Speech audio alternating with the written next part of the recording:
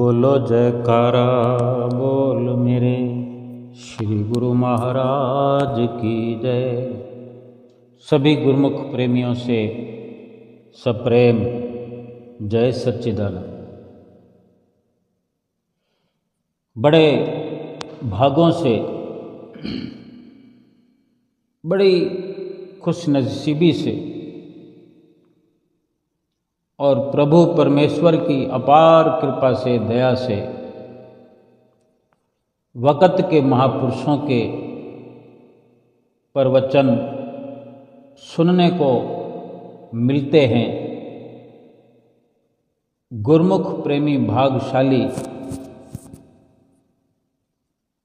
इस अवसर का लाभ उठाते हैं। इस दुनिया में गुरुमुख का ही ऐसा आला जीवन है, निराला जीवन है और खुशियों से भरा जीवन है। गुरुमुख कितना सुंदर नाम है। जितनी इसकी बाहर से सुंदरता है, इन शब्दों के मायने भी गहरे राज से भरपूर है। अगर हम जान पाए हों, जानने का प्रयास किया हो कि हमें जो नित्य प्रति ये सत्संग का जो अवसर प्राप्त होता है, जरूरी नहीं कि हम श्री दरबार में होते हैं तभी ये खुशनसीबी प्राप्त होती है, बल्कि घर में बैठे हुए भी श्री आनंदपुर ऐप के द्वारा संतों महापुरुषों के वचन सुनने को मिलते हैं। श्री गुरु महाराज जी की जो आज्ञा होती है, जो आदेश होते हैं, वो भी समय समय पर सुनाए जाते हैं। और जब कभी श्री दरबार में हम आमने सामने श्री गुरु महाराज जी के बैठकर ऊंचे सिंहासन पर अपने सतगुरु का सुंदर दर्शन प्राप्त कर रहे होते हैं, वो एक अलौकिक नज़ारा होता है कि हमारी आँखों के सामने बैठा हुआ हमारा सतगुरु प्यारा होता है कि उस वक़्त अपलक एक टक शुद्ध बुद्ध खोए हुए हम अपने सतगुरु का दर्शन दीदार कर रहे होते हैं और आनंद से सराबोर हो रहे होते हैं। ऐसा आनंद, ऐसी मस्ती जिसमें खो करके गुरुमुख सारे संसार की शुद्ध बुद्ध भूले हुए, अपने आप को भुलाए हुए, अपनी चित्त वृत्तियों को संपूर्ण तौर पर सतगुरु के साथ लगाए हुए जो आनंद प्राप्त कर रहे होते हैं, यही सबसे बड़ी गुरुमुखों की खुशनसीबी है। घर बैठकर भी जब जब श्री वचन सुनने को मिलते हैं, आजकल इस सोशल मीडिया के युग में और सही प्रकार से अगर हम समझें तो ये सारी की सारी व्यवस्था हमारे श्री सतगुरुदेव महाराज जी की छठे रूप में अवतरित जो हमारे हुजूर श्री गुरु महाराज जी हैं, सरल से भी सरल वातावरण बना दिया है कि जो भी आप स्वयं प्रवचनों की सुंदर बरसात करते हैं, उसको भी जो हू बहू ही नहीं बल्कि उनकी साफ सुथरी वाणी हमें घर बैठे सुनने को प्राप्त होती है। ऐसे ही अभी श्री आनंदपुर दरबार में श्री दर्शन खुले हुए थे। ये 2 दिन पूर्व की बात है, यानी जो कि आज 15 तारीख है और 13 तारीख की ये बात है। 13 तारीख और दिन मंगलवार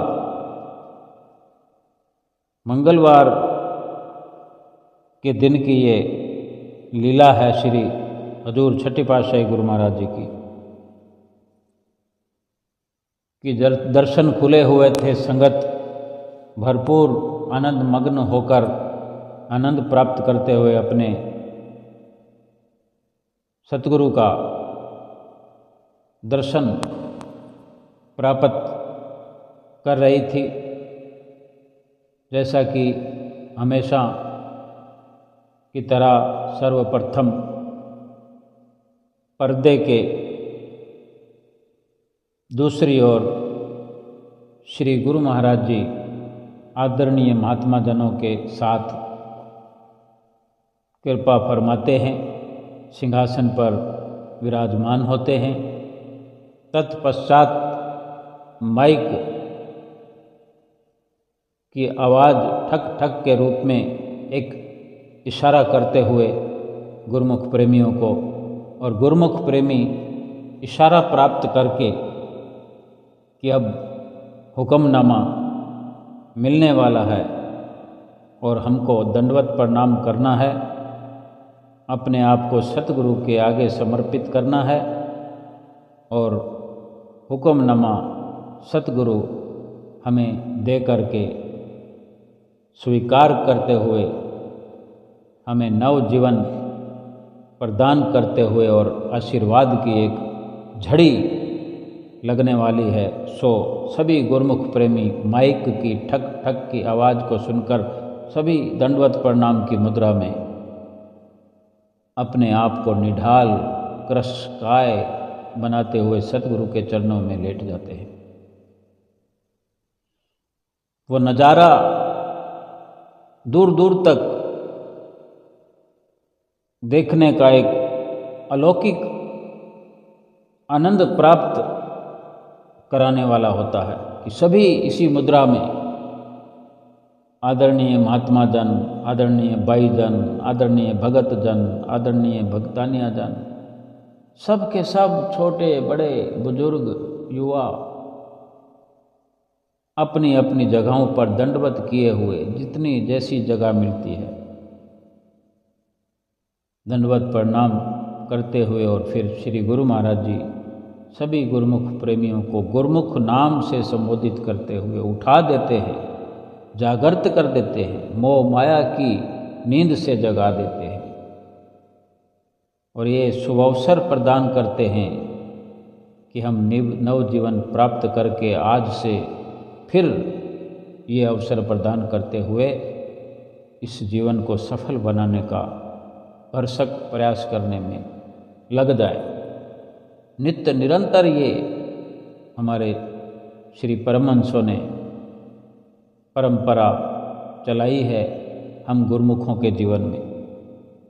तो ये मंगलवार के दिन भी श्री दर्शन जो खुले थे सभी को गुरु महाराज जी ने हुक्मनामा देकर उठाया।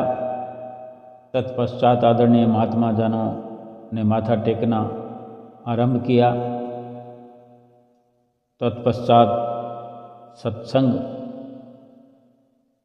की महात्मा जन जैसा कि हजूरी में सत्संग किया करते हैं, सत्संग हुआ और इसी प्रकार फिर संगतें जो बाहर से आई होती हैं वो भी माथा टेकने का अवसर प्राप्त करती हैं। श्री गुरु महाराज जी ने भी श्री दर्शनों की समाप्ति से पहले कुछ देर जब सभी ने माथा टेक लिया, श्री गुरु महाराज जी ने मौज बस माइक में वचन फरमाए। पहला शब्द हमेशा की तरह, गुरुमुख हो, आप सब गुरुमुख हैं, और गुरुमुख का विस्तार करके बताया, गुरुमुख के मायने समझाए, गुरुमुख का पद, गुरुमुख की पदवी का भान कराया, एहसास कराया, समझाया। समझाने की मुद्रा में बड़ी प्रसन्न चित्त वाणी में, मधुर वाणी में फरमाया कि गुरुमुख के ये मायने होते हैं। गुरुमुख का मतलब यही होता है कि जो अपने इष्ट देव के मुखारविंद से जो वचन निकलते हैं, मुख से वचन होते हैं, फरमाए जाते हैं, उनकी जो पालना करता है वही गुरुमुख कहलाते हैं। ये सार भरी वाणी है, यानी इसी में सच्चाई भरी हुई है, सच्चाई से भरपूर ये वचन है, और ये नाम है गुरुमुख, जो कि हम रोज गुरुमुख के उच्चारण से हम बुलाए जाते हैं, गुरुमुख कहाए जाते हैं, गुरुमुख कहलाए जाते हैं। और कितना जोर देकर श्री गुरु महाराज जी समझाते हैं, अनेकों बार समझाते हैं। और ये मंगलवार को भी श्री गुरु महाराज जी ने इस प्रकार समझाया कि गुरुमुख के मायने ये होते हैं। और इसी प्रकार फिर संबोधित करते हुए कि आप सब गुरुमुख हैं ना, और सभी तरफ से आवाज़ आई कि हाँ जी स्वामी जी। लेकिन फिर भी श्री गुरु महाराज जी को तसल्ली नहीं हुई। एक बार फिर और बुलवाया और जोर से हामी भरवाई। फिर फरमाया कि आप गुरुमुख हैं ना सब। तब थोड़ी जोर से आवाज़ आई, जी स्वामी जी। और फिर फरमाया कि बस हम यही चाहते हैं कि आप गुरुमुख बने, और जब जब भी महापुरुषों के वचन होते हैं, यानी जब जब भी महापुरुषों के वचन हो, जैसे कि अभी अभी बता रहे थे, ऐसा श्री गुरु महाराज जी ने फरमाया। जैसा कि सत्संग हुआ, आदरणीय महात्मा जी ने जिन्होंने सत्संग किया, उन्होंने जैसा कि हमेशा की तरह हर सत्संग में 2 घंटे सुमरन भजन अभ्यास की याद दिलाई जाती है, तो उस दिन भी, मंगलवार के दिन भी जो सत्संग के अंत में याद दिलाया जाया कि 5 नियमों की पालना और 2 घंटे भजन अभ्यास करना आवश्यक है, ज़रूरी है। तो श्री गुरु महाराज जी ये जतला रहे थे फिर से कि जैसा कि अभी अभी बताया गया कि 2 घंटे भजन अभ्यास करना ज़रूरी है। और फरमाया कि तो ये इस बात को दृढ़ता से पक्का करो कि हमने 2 घंटे भजन अभ्यास अवश्य करना है, चाहे 2 बार में करो, 3 बार में करो या 4 बार में करो, लेकिन ये निश्चय कर लो कि हमने 2 घंटे भजन अभ्यास करना ही करना है। इसलिए जो हमारे महापुरुषों के, हमारे तृतीय पातशाही गुरु महाराज जी के, पंचम पातशाही गुरु महाराज जी के जो भी आप लोगों को याद हैं, उन वचनों को दृढ़ता से समझा करो, पढ़ा करो, देखा करो। हमारी बड़ी आप पर प्रसन्नता है। और फिर एक संदेश दिया श्री हजूर गुरु महाराज जी ने कि अब हम थोड़े दिनों के लिए श्री प्रयाग धाम जाएंगे। तो आप सब इस बात को दृढ़ता से पक्का करो, दृढ़ता से ग्रहण करो कि हम श्री अनंतपुर दरबार के सेवक हैं, कि गुरुमुखता का जो फर्ज है, वो गुरुमुखता का फर्ज क्या है कि सतगुरु की आज्ञा में मौज में चले और अपना जन्म सफल करें। फिर इसके बाद आदरणीय महात्मा जी जो श्री चरणों में उपस्थित होते हैं, दीपक महात्मा जी, उन्होंने थोड़े से वचन फरमाए कि आप सब गुरुमुख कितने भाग्यशाली हैं कि श्री गुरु महाराज जी अपने चरणों में बिठला करके आप सब गुरुमुखों को अपने वचनों से निहाल कर रहे हैं, जो अपने चरणों में बिठा करके इतनी कृपा कर रहे हैं और जो 2 घंटे भजन अभ्यास को, इस भजन अभ्यास के नियम की पालना के बारे में जो आज्ञा फरमा रहे हैं, वचन फरमा रहे हैं, ये नियम की पालना करने से महापुरुषों का अपना लाभ निहित नहीं होता, बल्कि हम गुरुमुखों को ही लाभ होता है, हम गुरुमुखों का ही लाभ है भजन सुमरन करने में। सो इस प्रकार सतगुरुदेव महाराज जी के वचनों को अपने हृदय में बसा करके भजन सुमरन में दृढ़ होकर के अपने जीवन को सफल करना ही गुरुमुखों का लक्ष्य है।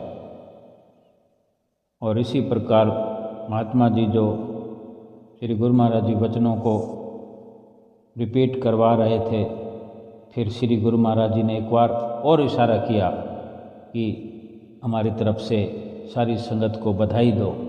तो महात्मा जी ने फिर ये श्री गुरु महाराज जी का संदेश सुनाया कि श्री वचन हुए हैं कि इस उपलक्ष्य में हमारी तरफ से सभी गुरुमुखों को बधाई हो, बधाई हो, बधाई हो। यानी इस उपलक्ष्य के मायने जो श्री गुरु महाराज जी ने अमृत वर्षा की और सभी ने गदगद कंठ से जयकारे लगाए और हामी भरी और भीतर ही भीतर सभी ने संकल्प किए, क्यों ना किए होंगे। हम गुरुमुख हैं, प्रेमी हैं, हम जब भी हमें ऐसा अवसर प्राप्त होता है, श्री गुरु महाराज जी इस प्रकार के वचन फरमाते हैं, तो हमारी अंतरात्मा से ये दिली आवाज़ निकलती है कि हम ये अवश्य करेंगे, अवश्य करेंगे, प्राणपण से करेंगे। भले ही हम आलस्य कर जाते हैं दूसरे दिन, भले ही हम लापरवाही कर जाते हैं, लेकिन वो वचन असर जरूर करते हम पर, क्योंकि हमने उस वक़्त भीतर ही भीतर अपने सतगुरु महाराज जी से वादा किया होता है, एक संकल्प अपने अंदर दोहराया होता है और ये महसूस किया होता है कि ये केवल और केवल हम गुरुमुखों की भलाई है। ये श्री गुरु महाराज जी के कितने सरल वचन हमको सुनने के लिए मिलते हैं। हम ये अंदाज़ा नहीं लगा सकते कि कितनी असीम कृपा हम पर हो रही है। और सबसे बड़ी बात, सबसे असरदार ये जो वचन है कि जाने श्री गुरु महाराज जी हमारी कितनी फिक्र करते हैं, कितना हमारा ध्यान रखते हैं, कितनी चिंता करते हैं, कितना हमको सुखी बनाना चाहते हैं, दुखों से उबारना चाहते हैं, जो बार बार 2 घंटे सुमरन की हमें नित्य प्रति याद दिलाते हैं, कई बार याद दिलाते हैं एक दिन में। तो हम स्वयं अंदाज़ा लगा सकते हैं, इतने तो हम सभी गुरुमुख समझदार हैं कि क्या ऐसा रहस्य भरा हुआ है सुमरन में, क्या हम समझ नहीं सकते। श्री गुरु महाराज जी हमसे क्या मनवा रहे हैं। हमारे महल माड़ियों को छोड़ने के लिए नहीं कहते, महल माड़ियाँ बनाने के लिए मना नहीं करते, या कोई भारी भरकम काम करने के लिए नहीं कहते, जो भी कहते हैं, जो भी वचन फरमा रहे हैं, जो भी लक्ष्य है एक गुरुमुख के जीवन का, केवल वही तो जतला रहे हैं। हमें अपने लक्ष्य की ओर ले जाना चाहते हैं, लक्ष्य की प्राप्ति करवाना चाहते हैं। और जो 2 घंटे भजन अभ्यास में इस बड़े लक्ष्य की पूर्ति हो सकती है, पूर्ति होनी है, इसलिए 2 घंटे भजन अभ्यास की हमें बार बार हिदायत करते हैं। और सही तो है कि पंचम पातशाही गुरु महाराज जी ने 5 नियमों की पालना के लिए ये आदेश जारी किया, 5 नियम बनाए, 5 नियमों को एक कड़ी बना के जोड़ दिया। और जो उसको लागू करने के लिए जोर देकर हमें समय समय पर वचन फरमाते रहे, अलग अलग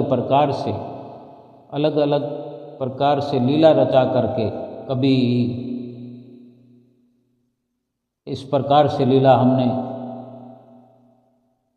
सुनी है, अलग अलग समयों पर अलग अलग महात्मा जनों के मुख से ये सत्संग सुना है कि एक बार पंचम पातशाही गुरु महाराज जी ने बेंगलोर में कृपा की हुई थी। तब रास्ते से कहीं श्री कार में विराजमान हो श्री गुरु महाराज जी जिस रास्ते से कृपा फरमा रहे थे, उस रास्ते पर, क्योंकि श्री कार को कभी धीमे कभी तेज चलना ही होता है, तो आप श्री गुरु महाराज जी त्रिलोकी के मालिक, त्रिलोकी नाथ,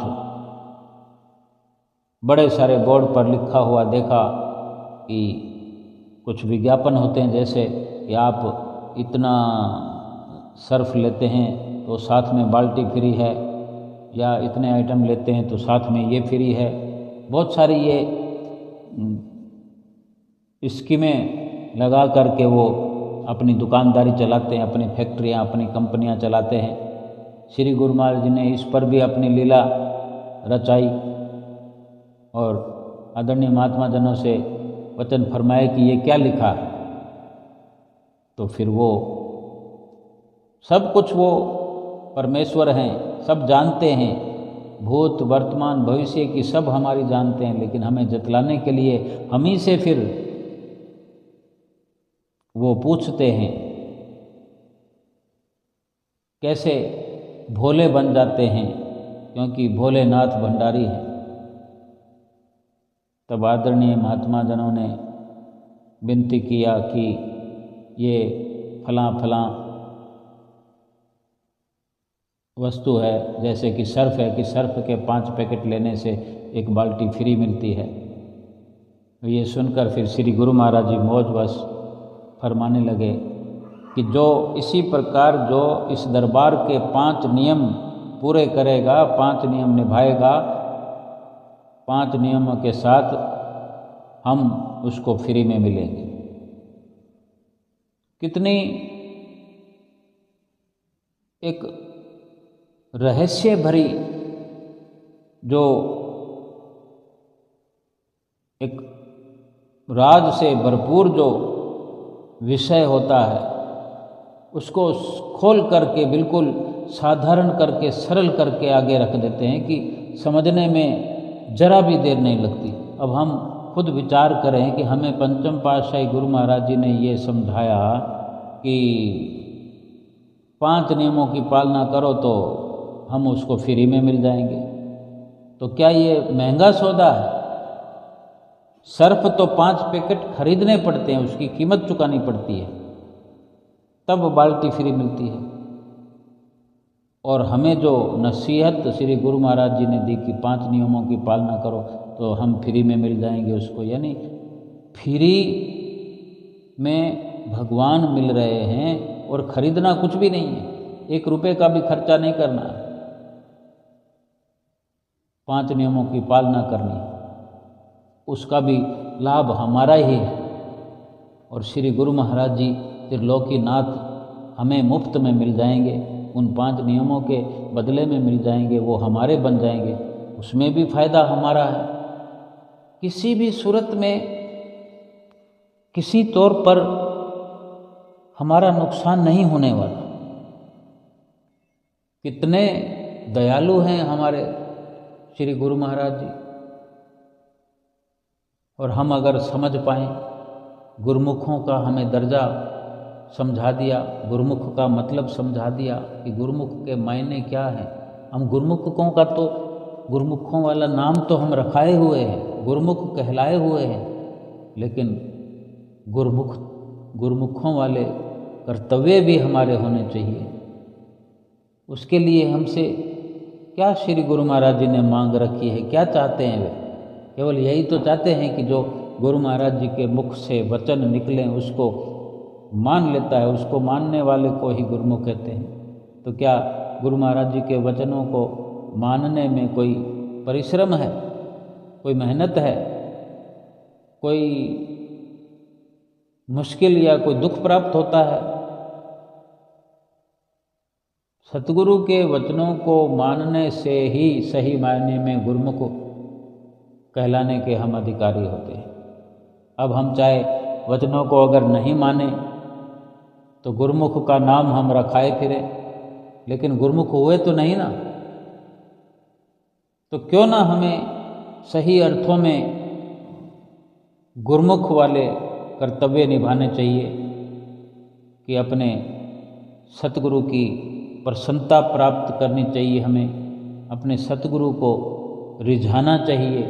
उनको रिझाने के लिए सिर्फ इतना ही कार्य हमने करना होता है, 5 नियमों की पालना करनी है, 2 घंटे भजन अभ्यास करना है। टाइम निकालना तो बहुत मुश्किल है, समझने वाली बात है, लेकिन टाइम हमारे पास है ही नहीं, ये बात गलत है। अगर हम ये सोचते हो कि इतना टाइम कैसे, 2 घंटे कैसे निकाले जाएंगे, तो श्री गुरु महाराज जी के आगे किसी ने कहा भी, विनती भी करी कि 2 घंटे भजन अभ्यास बहुत मुश्किल है, तो श्री गुरु महाराज जी ने उसको भी वचन फरमाए, 2 घंटे भजन करना मुश्किल है, लेकिन 84 लाख योनियाँ भोगनी क्या आसान है?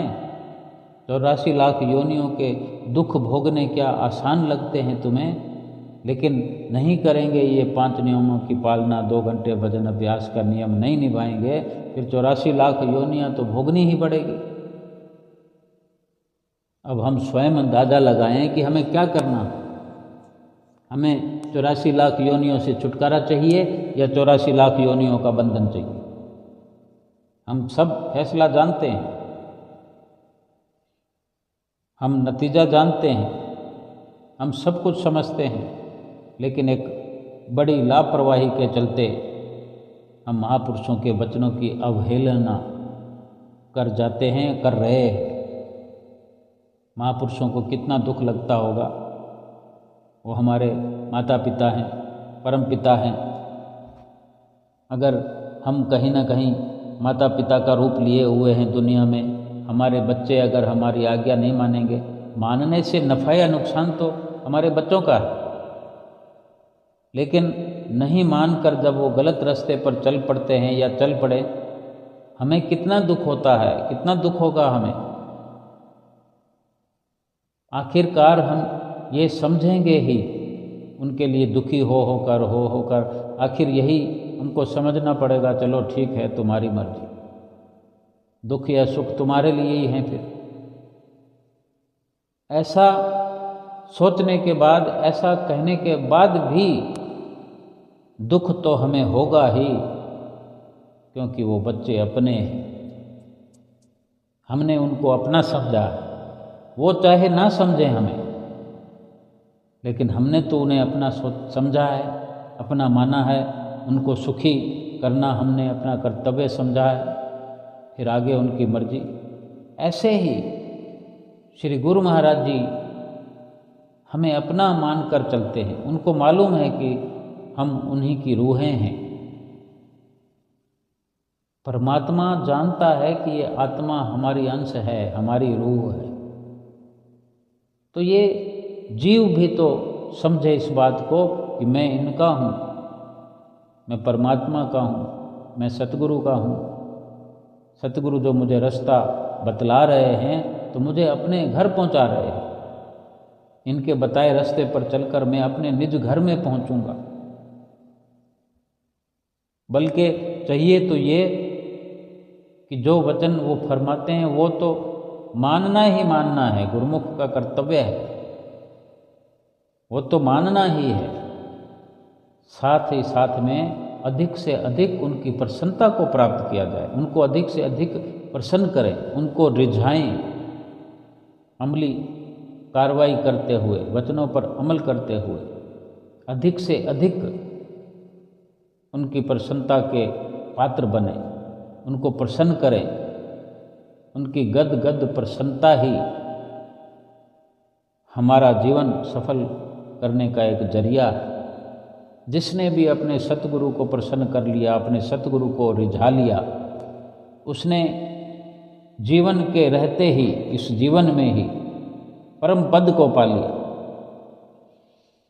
आज संसार के झूठे पदों को पाने के लिए, किसी छोटी मोटी नौकरी को पाने के लिए कितनी मेहनत मशक्क़त करनी पड़ती है, कितनी पढ़ाइयाँ करनी पड़ती है, कितनी चढ़ाइयाँ चढ़नी पड़ती है, कितना रुपया खर्च करना पड़ता है। अगर गवर्नमेंट नौकरी हो, गवर्नमेंट जॉब हो तो कितनी मशक्क़त करनी पड़ती है, बहुत सारे रुपए भी खर्च करने पड़ते हैं।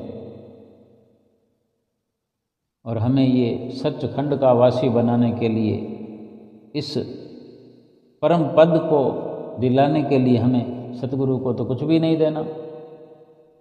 वो भी अगर हम समझें कि हमें जो 5 नियमों की पालना की हिदायत मिलती है और 2 घंटे भजन अभ्यास की हमें ताकीद करते हैं, आदेश करते हैं, तो एक प्रकार से ये हम पर उपकार है।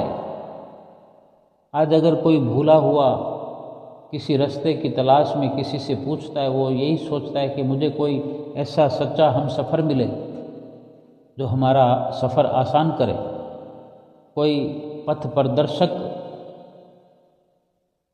बने हमारा, जो हमें सही रास्ता बताए और हम अपने गांव में, देश में अपने असली ठिकाने पर पहुंच करके विश्राम पाएं। उसके लिए हमको हाथ पांव जोड़ने पड़ते हैं लोगों के, एक छोटे से सफ़र के लिए। और श्री गुरु महाराज जी तो रात और दिन हम पर अपना सब कुछ लुटा रहे, अपना सर्वस्व हम पर निछावर कर रहे, अपने किसी प्रकार के शारीरिक सुखों का भी ख्याल न करते हुए केवल हमारे शरीर और आत्मा के सुखों के लिए रात और दिन प्रयत्न करने में लगे हुए हैं। ये कितनी एक विचित्र लीला है भगवान की, और दया है, असीम दया है, असीम कृपा है हमारे सतगुरु की, जो कुछ नहीं हमसे चाहते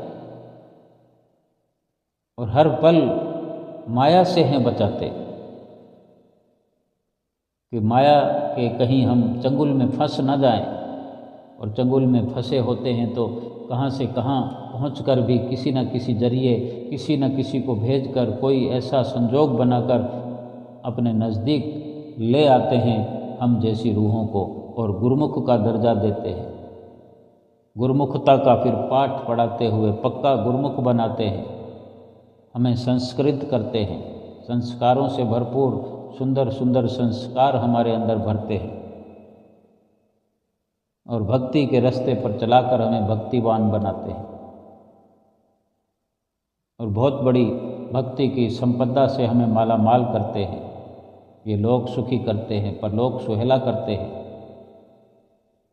कितने ही इस दुनिया में सतगुरु की कृपा के पात्र बनकर, प्रसन्नता के पात्र बनकर लोक और परलोक सुहेला कर गए, और हमको भी करना है। कोई ऐसा नहीं जो भगवान की प्राप्ति न करना चाहता हो, लोक परलोक अपना संवारना ना चाहता हो, दुखों से छुटकारा ना पाना चाहता हो। कोई नहीं है ऐसा दुनिया में। सभी चाहते हैं कि मैं हमेशा के लिए सुखी हो जाऊं और भक्ति प्राप्त करूं, लेकिन कहने मात्र से तो प्राप्त होती नहीं। जिन्होंने भी भक्ति पाई है, जिन्होंने परम पद को पाया है, उन्होंने अपने सतगुरु की प्रसन्नता को प्राप्त करते हुए ही पाया है।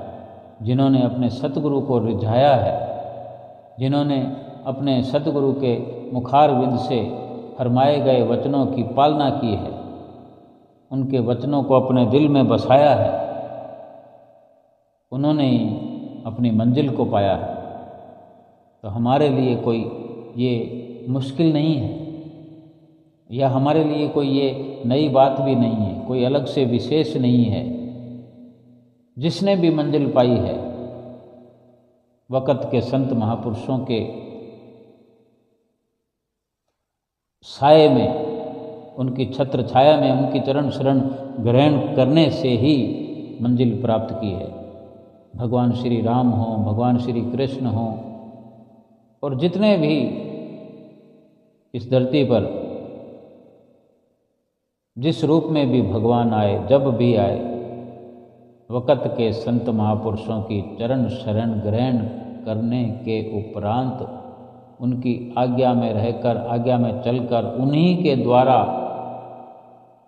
नाम की बख्शिश प्राप्त करके, उस नाम को जप करके, भजन अभ्यास करके अपनी मंजिल पर पहुँचे हैं। स्वयं भगवान जब इस मर्यादा में रहकर ही मर्यादा पुरुषोत्तम कहलाए, अपने सतगुरु के सानिध्य में जिन्होंने अपने को ढाला है,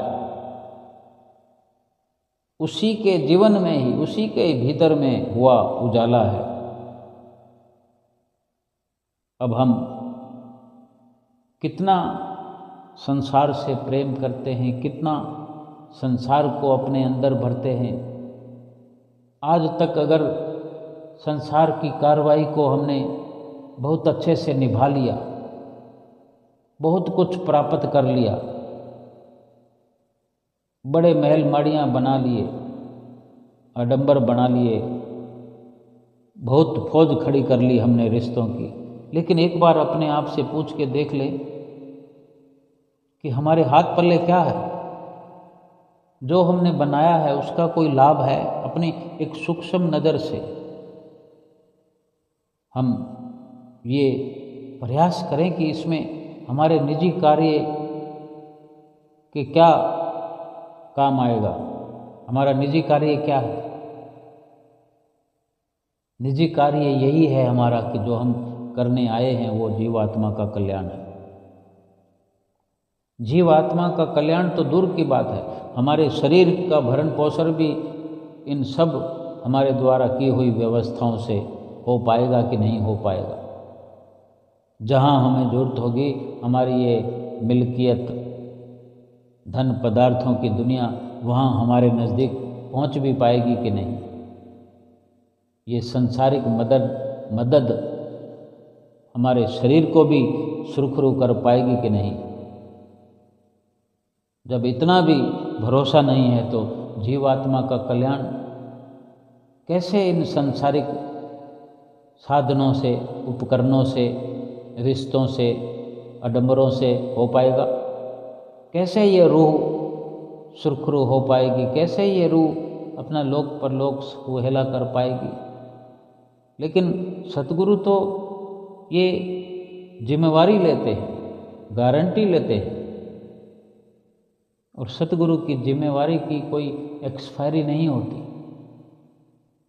सदा सदा तक अजर अमर उनके वचन होते हैं, और वचनों का पालन करने वालों को भी अजर अमर बना देते हैं, उनकी जीवात्मा को सुरखरू कर देते हैं, हमेशा हमेशा के बंधन से आज़ाद करके अपने उस निज धाम में, परम पद में, परम धाम में पहुंचा देते हैं।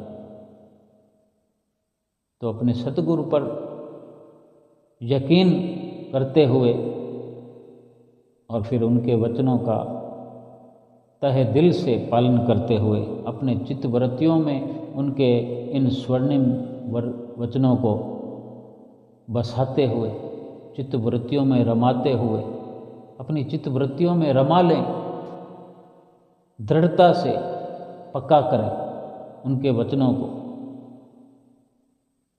और उस पर अमल करते जाएं। संसार में रहकर भी संसार की लिप्तता से बचते हुए, संसार में फंसने से अपने आप को बचाते हुए, संसार के अंदर व्यवहार करते हुए लेकिन संसार की लिप्तता से बचते हुए अपने जीवात्मा का हर पल भला करते हुए, जीवात्मा की भलाई के लिए कर्तव्यपन से ये संत सतगुरु के बताए हुए जो 5 नियम हैं उनकी पालना करनी है और 2 घंटे भजन अभ्यास नित्य प्रति करते हुए अपने सतगुरु की प्रसन्नता प्राप्त करनी है और अपना लोक परलोक सुहेला करना है। श्री गुरु महाराज जी ने संदेश दे दिया है श्री आनंदपुर में और 2-3 दिन में श्री गुरु महाराज जी कृपा श्री प्रयाग धाम में करने वाले हैं और श्री गुरु महाराज जी के श्री प्रयाग धाम में आगमन की सभी गुरुमुख प्रेमियों को बधाई हो, बधाई हो, बधाई हो। बोलो जयकारा, बोल मेरे श्री गुरु महाराज की जय।